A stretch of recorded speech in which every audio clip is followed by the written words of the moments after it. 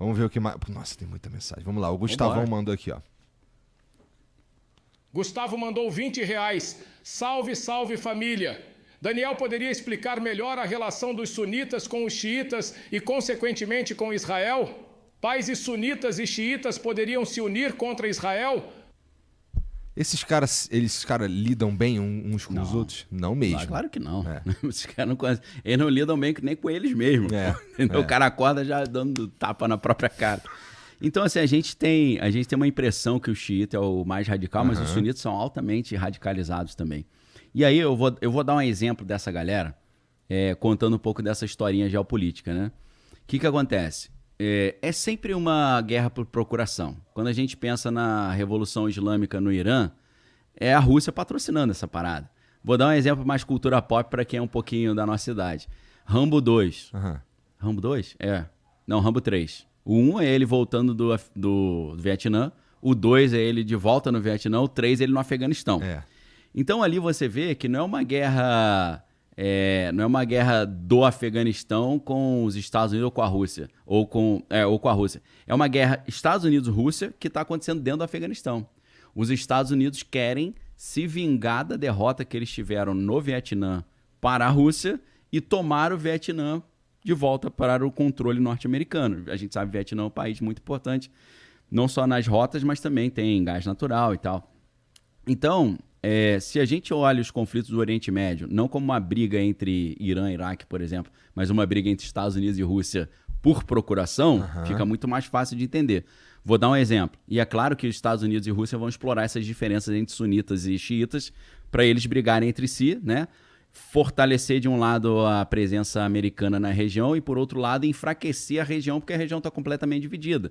Aí você entra naquela ideia do dividir para enfraquecer, enfraquecer para dominar. Né? Povos inimigos brigando são muito mais fáceis de serem dominados. Né?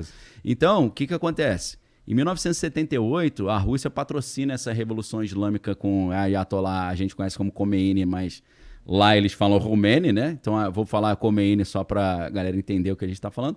Ayatollah Khomeini, que o nome é bonito, mais do que esse, é Ruhollah Khomeini, né? Ruhollah Khomeini. Ele assume o poder. O que os Estados Unidos fazem? Preciso achar um cara para resolver essa parada para mim. Trazer o Irã de volta para o meu controle, botar o Shah Reza Pahlavi de volta. E aí o que eles fazem? Em vez de eles pegarem os americanos e mandar para a guerra, eles chegam para um jovem talento iraquiano chamado Saddam Hussein, falam, meu amigo, se eu te der treinamento, dinheiro, tu faz um servicinho sujo aí para mim? Ele falou, vambora, qual que é o serviço? Rebenta com os iranianos aí para mim, por favor. Ele demorou. Aí logo depois da Revolução Islâmica tem a guerra Irã-Iraque, pô. Explorando essas diferenças, entendeu? E aí o que acontece? Quem que ganhou? Pô, se tivesse vencido, não tinha mais a Ayatollah no Irã. Verdade. Empatou, ficou 0-0. Só que aí, meu irmão... Mas aí o Saddam Hussein, depois ele virou uma casaca ali. Aí ele cresceu, né? Porque agora ele tem equipamento, ele tem conhecimento, ele tem treinamento. E aí o que acontece? O Saddam Hussein entrou numa de... Olha, quer saber de uma parada? Eu não vou só receber dólar para vender petróleo, não. Pode me pagar com outras moedas. Os Estados Unidos falou, não, pô, aí tu estraga o petrodólar, né? Porque o dólar, ele, depois que não tinha mais lastro em ouro equivalente ao dólar, o dólar deixou de ser uma moeda lastreada e virou uma moeda fiduciária, né? O que é a moeda fiduciária? Vem de fide em latim, que é fé. Ou seja, a moeda não tem valor real. O valor que ela tem é a nossa fé, a imaginação. Só que os Estados Unidos continuaram tentando gerar um lastro para o dólar com a questão do petrodólar, que foi um acordo que eles fizeram com a Arábia Saudita e com os países produtores de petróleo, que eles chegaram nos caras e falaram, no dólar não tem mais lastro, mas a gente precisa continuar com o dólar. Então vamos fazer o seguinte, se você só aceitar dólar para vender petróleo, eu protejo vocês. E a gente sabe que a Arábia Saudita também é inimiga do Irã, e mais uma vez tem essa briga entre sunita e xiita. Então, o que acontece? Desde os anos 70, o lastro dos Estados Unidos é o petrodólar. Por quê? Todos os países do planeta Terra não conseguem comprar petróleo diretamente com a sua própria moeda. Eles têm que comprar dólar para depois comprar petróleo. Pergunta para um japonês. Essa situação para o Japão é terrível. Inclusive, o Japão está prestes a gerar uma crise econômica terrível global por vários motivos. Primeiro motivo é que o Japão não é autossuficiente de petróleo. Ele precisa comprar petróleo. como é que ele compra petróleo? Em dólar. Aham. Então, o que acontece? Se o dólar se distancia do iene, fica muito caro para ele comprar o petróleo. Então, tudo no Japão fica caro, a economia pode até quebrar. Esse é um problema. Se o petróleo sobe muito, quebra o Japão. Só que o Japão já está numa situação sensível, porque no Japão tem um negócio chamado carry trade. Carry trade é o seguinte, os juros no Japão, tradicionalmente, eram muito baratos. É tipo zero. É como se eu pegasse 10 mil contigo e daqui a 5 anos eu devolvesse os mesmos 10 mil. Aí o que os caras faziam? Eu pegava 10 mil contigo, investia num lugar que tinha 15% de juros e te devolvia os 10 mil e botava o juro no bolso. Esse é o carry trade. Só que para isso acontecer, e o mundo inteiro investe trilhões nisso, os juros do Japão tem que estar baixinho. O problema que está acontecendo agora, o juros do Japão está subindo. E aí eu peguei 10 mil contigo, daqui a pouco eu tenho que pagar 15 mil e eu só ganhei 13 lá na parada. De onde eu tiro os outros? E aí eu estou falando 15 mil, mas a gente está falando de 15 bilhões. Isso, né? Centenas de bilhões. Se subir muito os juros no Japão, pode quebrar o mundo.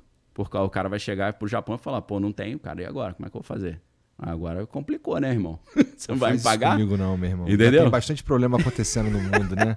Então, o problema agora é que se a gente tiver uma guerra escalando lá no Irã, é que provavelmente você vai ter junto uma crise econômica. Vai ser diferente do 11 de setembro. No 11 de setembro era só guerra, não tinha uma crise econômica, uma quebradeira global. E os dados econômicos estão mostrando que parece que uma crise de 29 ou pior está chegando. Né? A gente está vendo uma teoria que é chamada teoria do milkshake do dólar, que é quando tem hora que os Estados Unidos eles jogam o dinheiro no mercado e tem hora que eles sugam o dinheiro do mercado. Então, quando suga, é como se fosse um cara com canudo puxando o milkshake.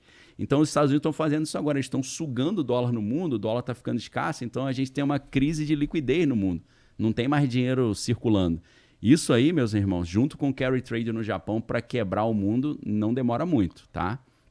Principalmente se o petróleo subir. Então, aí é toda uma outra conversa, né? Toda uma outra conversa. Mas, para a galera entender, Revolução Islâmica no Irã, os Estados Unidos contrata Saddam Hussein para fazer uma guerra de procuração, a guerra empata, só que Saddam Hussein fala, Estados Unidos não precisa de você mais não, que agora eu tenho minhas paradas. Não quero mais aceitar só dólar para vender o petróleo, vou aceitar outras moedas. Os Estados Unidos falou, não, aí tu quebra o petrodólar, aí guerra do Golfo, entendeu? Aí foram lá e quebraram os caras. Então, é sempre assim.